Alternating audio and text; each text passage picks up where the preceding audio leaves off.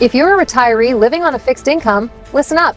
Congress has approved a new program delivering $2,000 monthly checks, but only to a narrow group of seniors. Yes, you heard it right. It's already creating waves across retirement communities.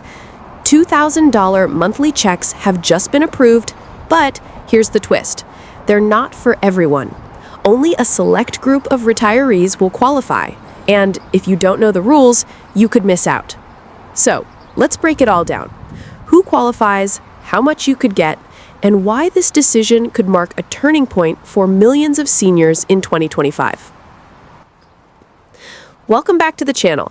My name is Julie, and for over 20 years, I've been helping retirees, seniors, and working Americans understand how to make the most out of their retirement income, their benefits, and their Social Security. Before we dive in, make sure to hit that like button, subscribe, and let me know in the comments, what city and province are you watching from? I love seeing where all my viewers are tuning in, whether you're in Ontario, Alberta, British Columbia, or anywhere across the country.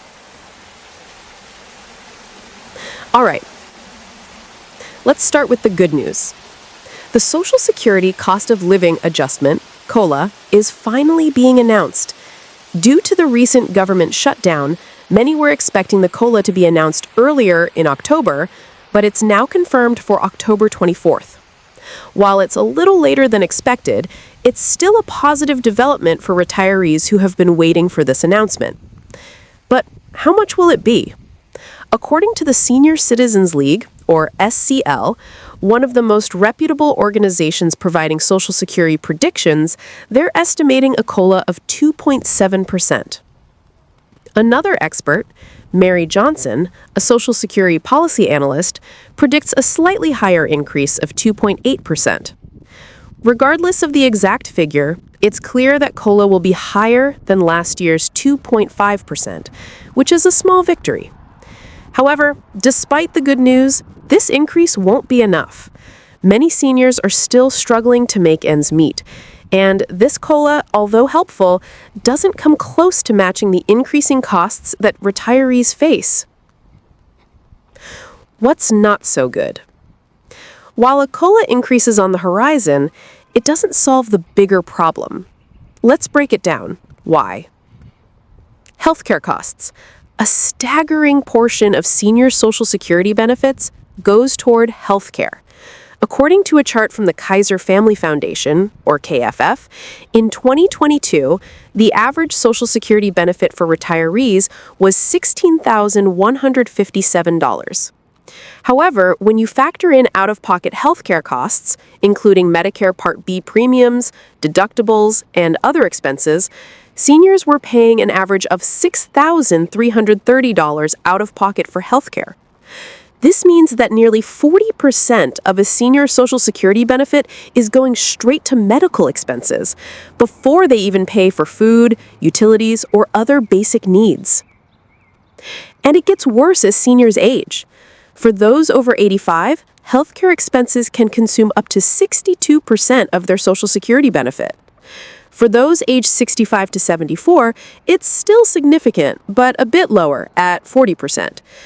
So while a 2.7% increase in Social Security might sound good, when you're already losing nearly half of your benefit to healthcare, it doesn't stretch very far. Rising inflation.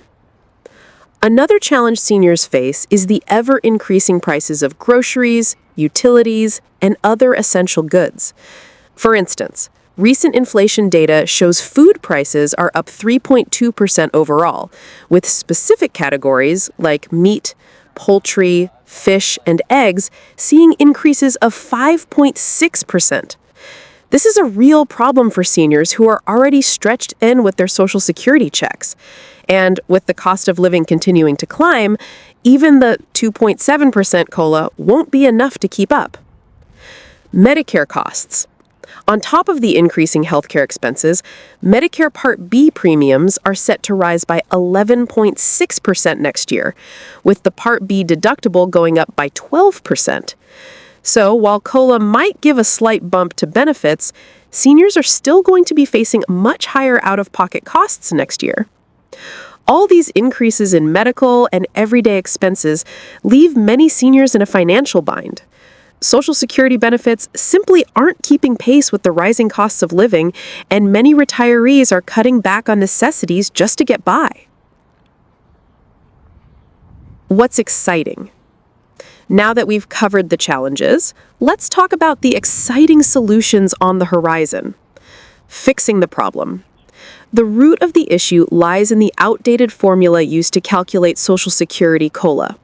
Since 2010, the COLA has consistently failed to keep up with the real inflation that seniors experience, particularly in healthcare and housing. This formula needs to be updated to better reflect the true cost of living for retirees. It's time for Congress to act and make sure that COLA adjustments are enough to keep seniors out of poverty and enable them to afford the basics.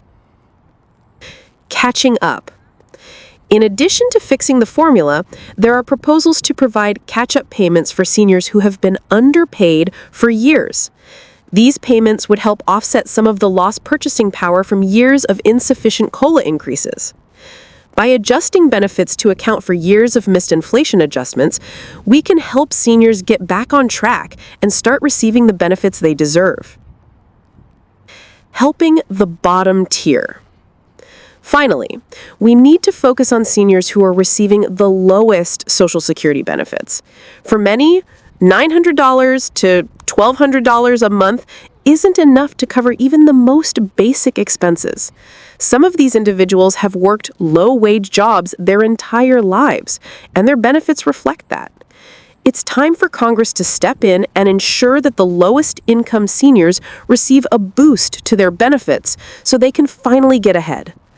One solution that has been proposed is a minimum Social Security benefit, which would guarantee a certain level of income for all seniors, regardless of their work history or earnings. This would provide much-needed relief for those at the bottom, ensuring that everyone can live with dignity in their retirement years.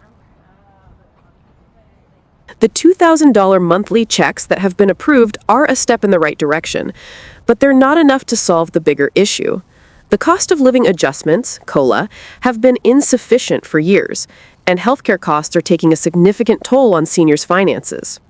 While the 2.7% COLA increase is a positive development, it doesn't go far enough to help seniors keep up with inflation and rising medical expenses.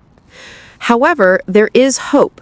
By fixing the Social Security formula, providing catch-up payments, and ensuring that the lowest-income seniors get the support they need, we can start to address these challenges and create a retirement system that truly works for everyone.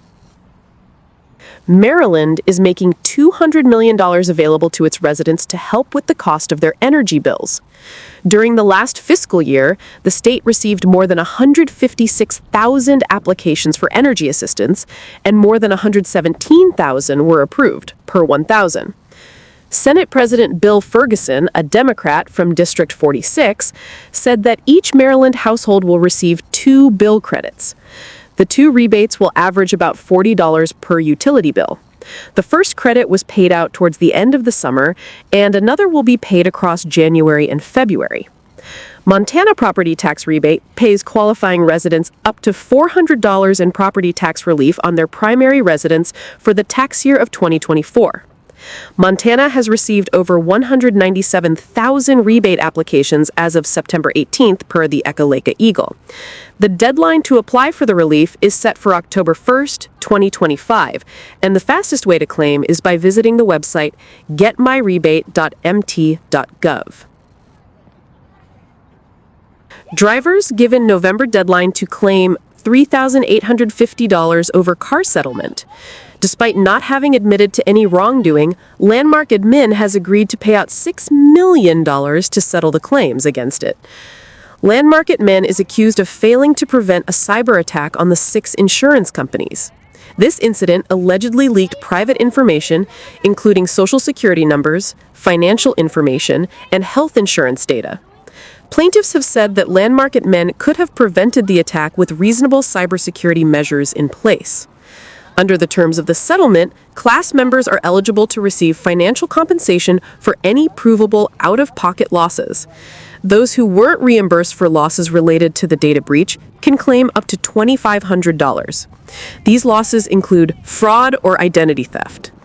Class members must provide proof that they sustained these financial losses through a bank statement, credit report, or a police report. Here's what Joy Dumondin, consumer editor with the U.S. Sun, has to say. The dream of becoming a homeowner comes at a price. There are unexpected costs associated with buying a home. It's best to make sure you save up for the added expenses. The biggest upfront fees are closing costs. These are fees you have to pay at your home closing when the title of the property is transferred from the seller to the buyer. Commission earned varies from state to state. Pricey payout. A recent $418 million settlement with the National Association of Realtors, or NAR, claims the real estate industry conspired to keep agent commissions around 5 to 6% of the home's price. The plaintiffs in the lawsuit argue that commission rates advertised on a multiple listing service, MLS,